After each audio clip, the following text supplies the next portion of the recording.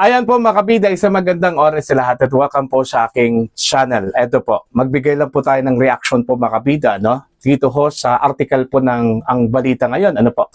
Binira po mga kabida ni Senador Bato de la Rosa, ano? Ito hong mga ayaw hong sumunod sa Korte Suprema, ano? Lalong-lalo na po, ito hong mga mambabatas po, ano? Mga kapwa mambabatas po niya mga kabida, no? Na hanggang ngayon ay insistent pa rin, ano? Na yung naging desisyon po ng SC laban ho dito sa articles of impeachment po makabida kung saan po ay idineklarang unconstitutional o labag sa saligang batas, ano? Nagkamali raw ito hong mga maestrado sa kanila hong desisyon, ano? Mga kabida. Alright?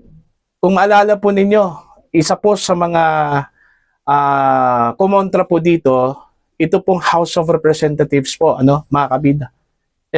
Kagabi nga, meron pong video message, ito hong si Speaker Martin Romualdez po, ano, kung saan po mga kabida, parang pinaalalahanan po niya ito hong mga maestrado na sila po ay mga impeachable officers.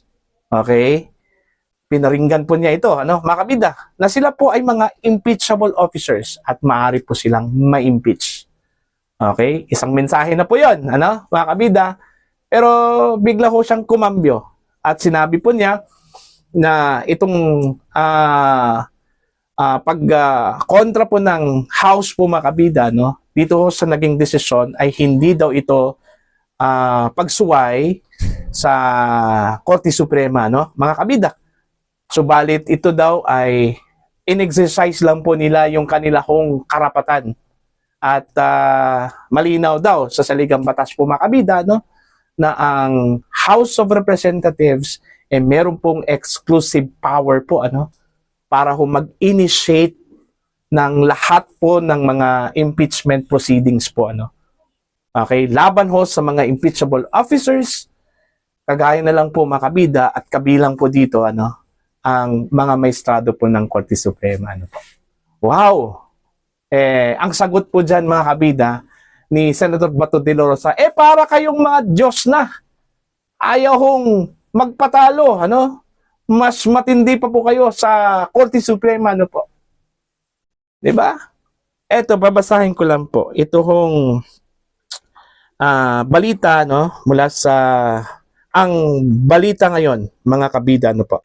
Ang kanila pong headline dito, mga kabida, sila na lang maging Diyos.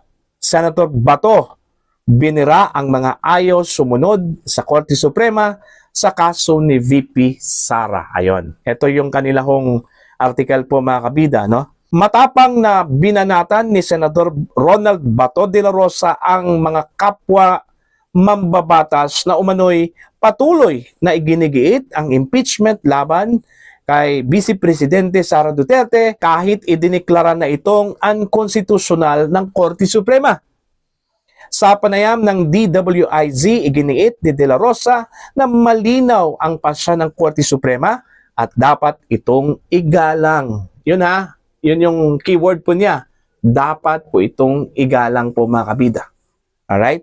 Ang sabi po niya dito, sure pa sa liwanag ng umaga, iilan lang naman ang insisting na ayaw sumunod sa SC ruling. Mas marami ang rumerespeto sa SC ruling. Pahayag niya. Yun lang ang kanilang kagustuhan. Whether or not sumang-ayon ang SC sa kanila. Ang SC pang sumang-ayon sa kanila, no, mga kabida. Sarado na utak nila. Sila na lang ang maging Diyos. Ayaw nilang sumunod sa SC. Ayon sa kanya, mayorya sa Senado hindi bababa sa 20 senators ang pabor sa pagbabasura ng impeachment complaint. Kaya tiwala siyang matatapos na ito sa darating na plenary session bukas, August 6 po, ano, mga kabida.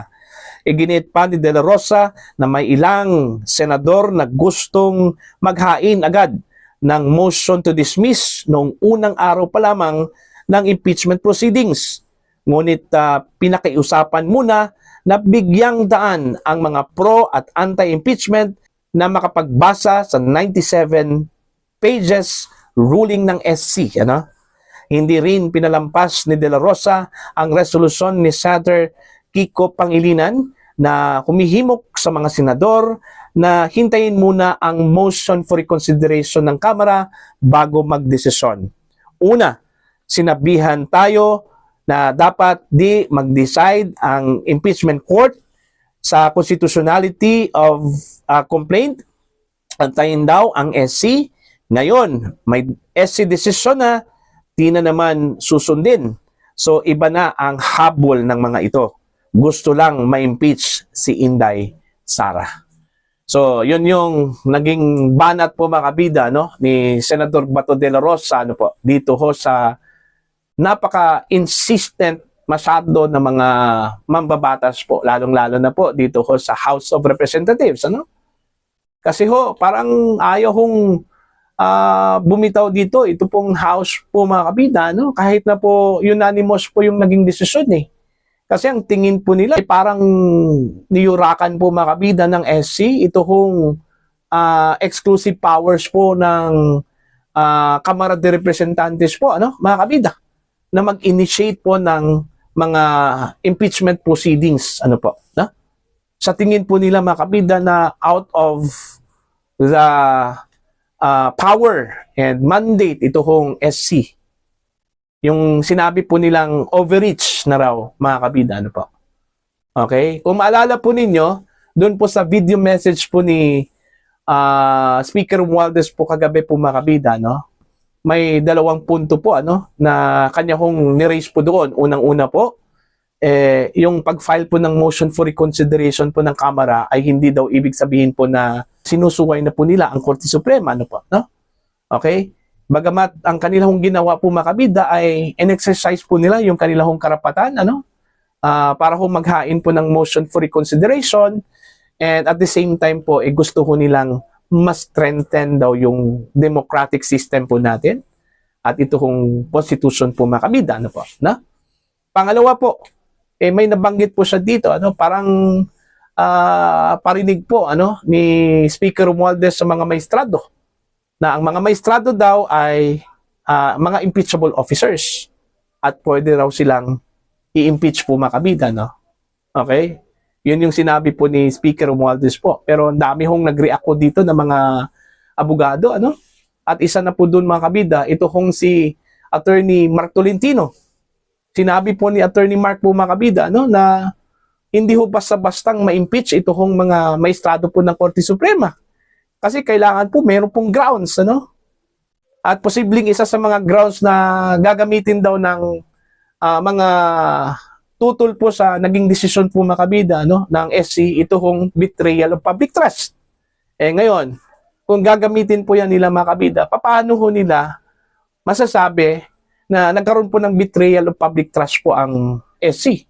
Dahil po doon sa desisyon po nila na ayaw hong tanggapin ng mga kontra dito ho sa pagbasura po sa impeachment proceedings at articles of impeachment po laban sa Vice Presidente, ano?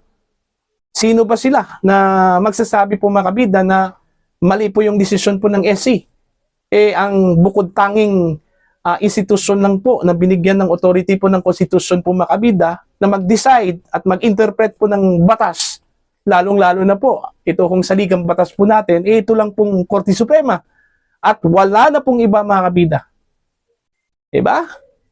Now, dito ho sa gagawin po ng House, kung sakali hong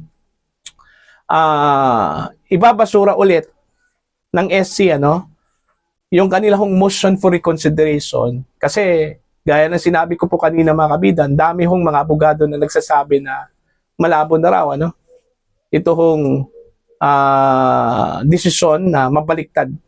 Dahil unanimous po mga kabida, no, yung naging desisyon po ng SC laban ho dito sa articles of impeachment. Baka po magkakaroon po tayo ng constitutional crisis po kung hindi po susundin po ng House, ano, mga kabida, ito pong naging desisyon po ng SC. Kaya nga, ang payo po, lalong-lalo na po, ito hong mga sumunod at naniniwala ho sa mandato po ng SC, ano, na respetuhin na lang itong desisyon po ng Korte Suprema. Kagaya ho ni Bato, mga kabida. Umapila po siya na respetuhin na lang po ito.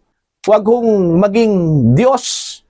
Okay? Na mas mataas pa po sa Korte Suprema po, mga kabida, no? Okay? Ang Korte Suprema na po nagsabi na unconstitutional. Tapos ayaw po nating pakinggan po, ano? Oh.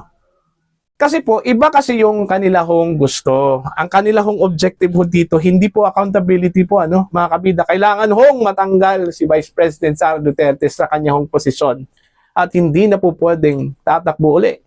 Ano, kahit anong posisyon po, mga kabida, lalong-lalo na po sa panguluhan po, mga kabida, sa darating po na 2028 presidential elections. Ano. Yun yung goal talaga ng House. Na may impeach po itong si Sara, hindi na po ito makatakbo, ma-disqualify po ito to run any public office, ano, para po wala na pong mabigat na kalaban ito kung si Speaker Martin Romualdez po, ano, na meron daw plano na tumakbo bilang Pangulo po ng Pilipinas come 2028 po, ano, mga kabida. Okay? So, yun po. Abangan na lang po natin kasi ang sinabi po ng Senado, bukas po August 6, mga kabida, magde-decide na po ito kong Senate, ano, hindi po sila magko-convene as impeachment court, kundi bilang Senado po, mga kabida. Kung ibabasura ba nila ito kong articles of impeachment, mga kabida, or itutuloy po nila ang trial po, ano, laban po kay Vice President Sara Duterte, ano. Okay? So abangan po natin yan bukas, mga kabida. So para po sa inyong opinion at pananaw, please comment down. Sa mga hindi pa po subscribers sa aking channel, please subscribe. Just click the subscribe button, click the notification bell, click all para updated po kayo, mga kabida, sa aking mga uploads. Maraming salamat po sa inyo lahat.